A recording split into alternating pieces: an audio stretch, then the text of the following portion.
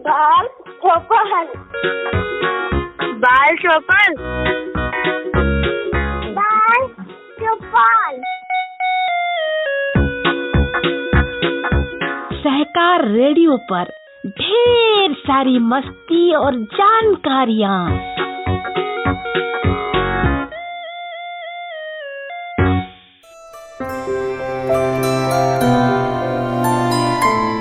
Hello बच्चों, सहकार radio के कार्यक्रम बाल चौपाल में आज आपके साथ हूँ मैं सुनीता।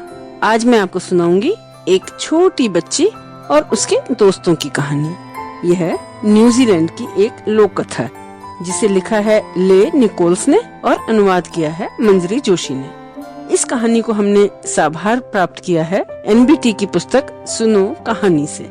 तो सुनो कहानी, बड़ा होने वाला केक।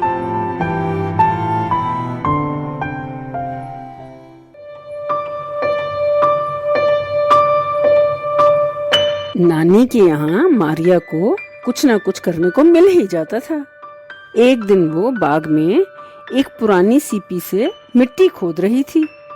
हेलो, कुत्ते ने दुम हिलाते हुए पूछा, तुम क्या कर रही हो? मैं केक बना रही हूँ, मारिया ने कहा। मुझे एक बड़ा गड्ढा चाहिए। कुत्ते ने भी गड्ढा खोदना शुरू कर दिया। मिलजुल कर उन्होंने बाग में एक बड़ा गड्ढा बना ही लिया। ये बहुत अच्छा गड्ढा है, मारिया ने कहा।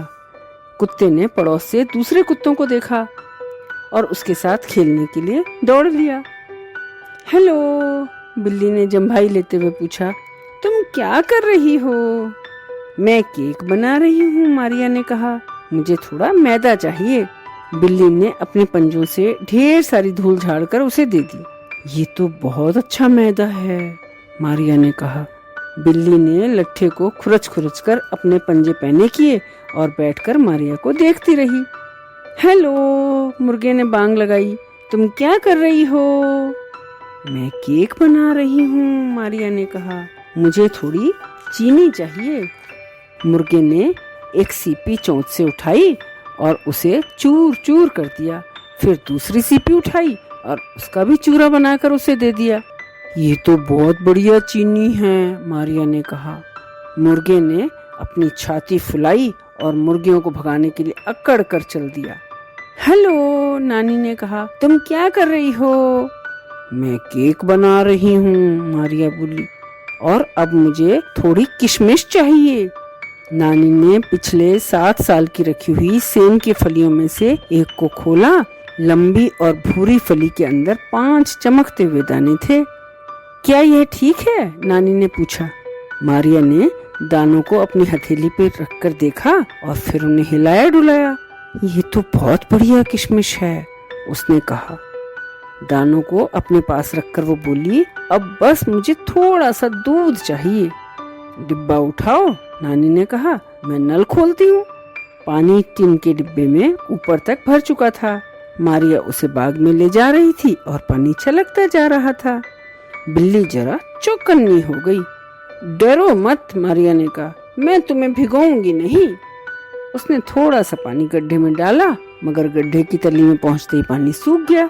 इस गड्ढे में कहीं छेद है, उसने सोचा। मारिया ने गड्ढे से थोड़ी सी गीली मिट्टी निकाली, उसे गूंथा और उसमें अपना मैदा और चीनी मिलाई। उसने उसे ठीक वैसे ही गूंथा और फेंटा जैसे नानी करती थी।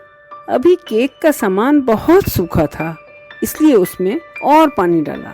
अब वो मिट्टी काली काली दलिया जैसी लग रही थी। मारिया ने मिट्टी का लोंदा उठाकर अपनी मुट्ठी में भींचा और उसे उंगलियों से बाहर निकलते देखने लगी। बस अब ये तैयार है, उसने कहा। अब मुझे इसे पकाने के लिए कोई बर्तन चाहिए। क्या ये ठीक रहेगा? नानी ने जूते का एक डिब्बा उसे दिखाते हुए पूछा। केक के लिए ये बर्तन काफी अच्छा है, मारिया ने मिश्रण को डिब्बे में डालते हुए कहा और फिर उस मिश्रण को थपथपाकर बराबर किया। फिर उसे किशमिश की याद आई। सेम के दाने जमीन पर पड़े हुए थे। मारिया ने उन्हें उठाया और एक एक करके 5 दानों को केक के मिश्रण में फंसा दिया। और अब केक को सजाने के लिए क्रीम चाहिए, मारिया ने कहा। उसने जमीन पर से कुछ सीपियां उठाई और उन्हें केक पर सजा दिया। मारिया केक को देखकर बहुत खुश थी, नानी भी खुश थी। मारिया ने अपने केक को बाग के एक कोने में रख दिया जहाँ धूप आ रही थी, और इसके बाद वो उसे भूल गई। एक दिन वो बाग में नानी की फूल चुनने में मदद कर रही थी कि अचानक जूते के डिब्बे पर गिरते गिरते बची। नानी, मारिया ने पुकारा, मेरे केक पर मोमबत्तियां उगाई हैं। नानी ने पूछा, कितनी? 1, 2, 3, 4। मारिया गिनते हुए बोली, और एक और निकल रही है, पूरी 5 है नानी। नानी ने 5 डंडियां ढूंढी और उन्हें मारिया के केक के आसपास जमीन में गाड़ दिया। फिर वो कुछ डोरियां लाई और उनसे सभी डंडियों को ऊपर से बांध दिया। वो बोली, अब देखना, तुम्हारे केक में कुछ उगेगा। मारिया रोज उन मोमबत्तियों को बढ़ता हुआ देखती। पहले नन्ही नन्ही पत्तियां खुली जैसे छोटे छोटे हरे छाते हों। फिर उनमें घुंघराली शाखाएं फूटी जो डंडियों पर लिपटकर ऊपर चढ़ रही थी।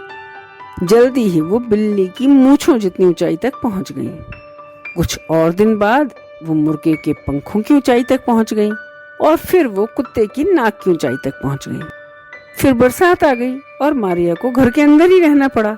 कुछ दिन बाद जब मारिया ने अपने केक को देखा तो 5 हरी मोमबत्तियां उसकी नाक की ऊंचाई तक पहुंच चुकी थी। पत्तियों के बीच से 5 लाल फूल भी झांक रहे थे। क्रिसमस के आने तक वे मोमबत्तियां नानी की ऊंचाई तक पहुंच चुकी थी। फिर उन पर सेम की फलियां लगी जिन्हें खाने के लिए तोड़ा गया। वो फलियां लंबी और चमकीली थीं। वे सचमुच की फलियां जैसी थीं और वैसी ही थीं जैसी नानी उगाती थीं।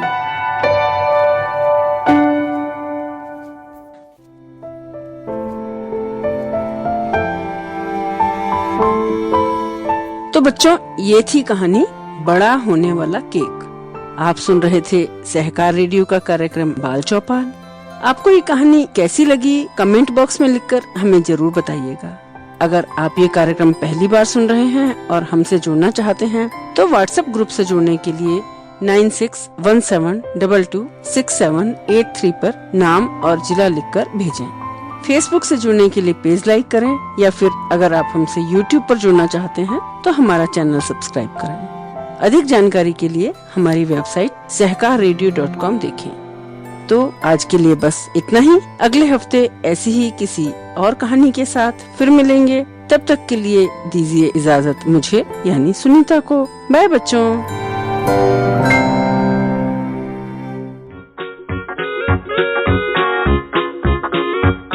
बाल चौपाल, बाल चौपाल, बाल चौपाल। सहकार रेडियो पर ढेर सारी मस्ती और जानकारियाँ।